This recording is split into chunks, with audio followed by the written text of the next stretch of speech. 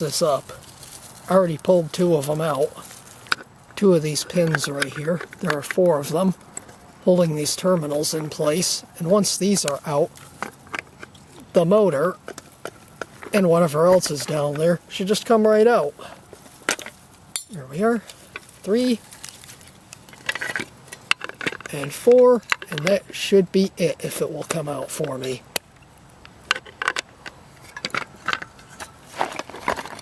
Being a little stubborn.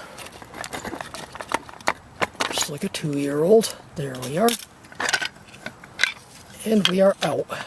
Just a couple of wires, a motor, maybe a magnet there, and some big copper pieces.